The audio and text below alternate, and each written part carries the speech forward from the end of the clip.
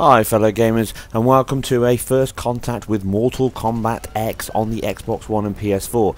This is just going to be a quick, pretty much performance related video just to give you guys a catch up of where I am at the moment, going through my analysis of both these versions on the console. I have the PC version due early next week, so I shall have a full head to head across all three versions up then, along with GTA 5, which I should have on Monday night or Tuesday morning, so I'll get that up to you as soon as possible also. So please be sure to check those out. Anyway, as you see before you is the PS4 and Xbox versions side by side. Well, the very first difference comes pretty early on, with the game sporting around looks like 1600 by 900p resolution on the Xbox One versus a full native 1080 resolution on the PS4, but they both sport the 60 FPS target outside of the real-time cinematics, which dip down to 30 FPS. But frame pacing issues rear their head once again.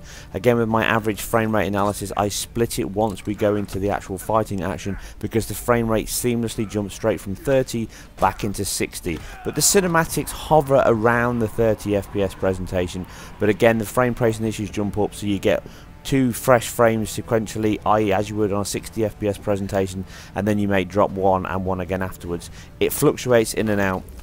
It seems to be better later on into the game as you go through it, but I haven't obviously played that much of it outside of a couple of hours on each version to get this comparison video up to you. But what you can see is the frame rate presentation is a locked 60 on both machines when you're fighting. There is no dips, there is no drops. The actual visual presentation of the game is actually very good. The quality of the cinematics is very high indeed.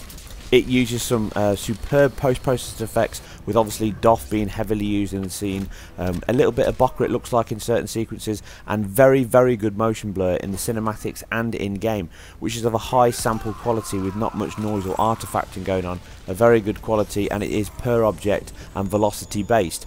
Now, outside of this, obviously the frame pacing issues in the cutscenes again are an issue. Whether they'll fix it, probably not. This game does use fibers for its engine. I don't know whereabouts or how well versed in the engine the fiber controls is, but they are using fibers, which is something that Naughty Dog have heavily invested in with their new version of the engine from the PS3 onto the PS4, which I was hoping to get that video up to you last weekend, but I had some problems with the output of that, so I'll have that up to you very soon over the next week or so.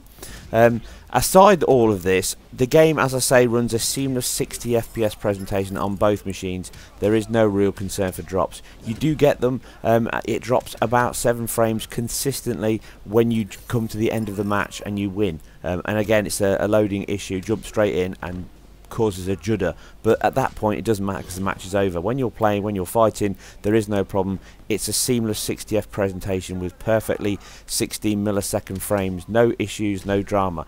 Again, the cutscenes, like I say, they can fluctuate around. They do average out around the 28, 29, 30 frames per second presentation, but you do get some dips and troughs. The strange thing is, obviously, with the cinematics being 30, you'll see the frame rate in my video on some of the fight scenes with the QTE sections in there, where the frame rate shoots up for a few seconds or a second or so, and that's because the actual on-screen prompts on both versions are still updating at 60 FPS, even though the actual visual presentation at the background is only updating every 30 or 27 or thereabouts. So that's why you're seeing those shoot-ups in those moments when the on-screen prompts flash up, because the screen is still being updated. It's just the fact that the actual background image is just stationary. Aside this, the visual presentation in the game is quite impressive. There's lots of point lights from your particle flame balls and spells that get thrown around, and these create specular reflections on trees, objects in the background.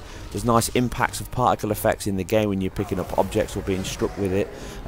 The high quality geometry models, the polygon models in the game, are very good, and they work really well in the cutscene.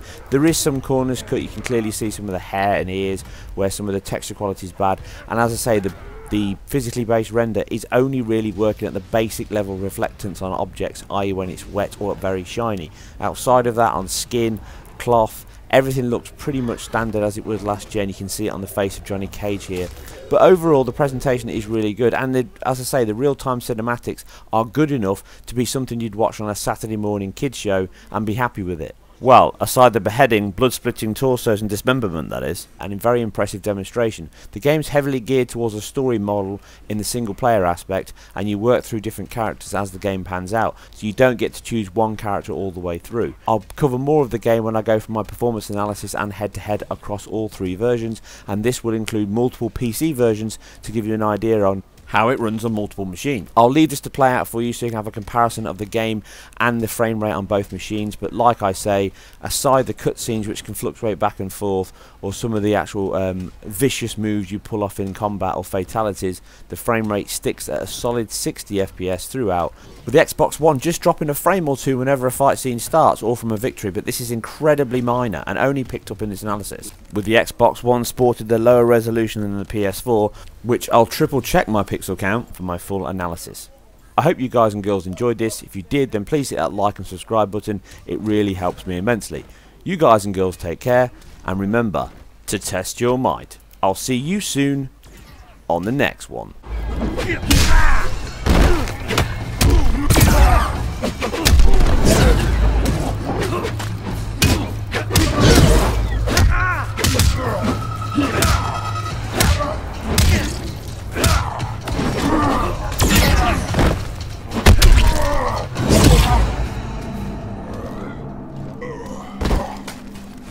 Don't say I never did anything for you.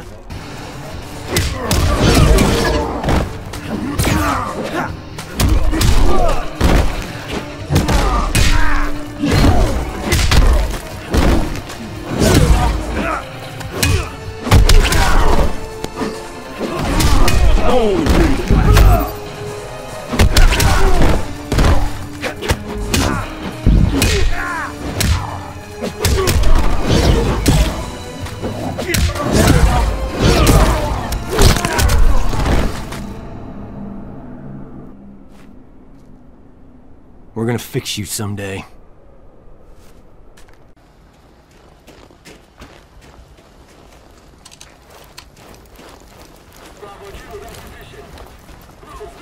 Well.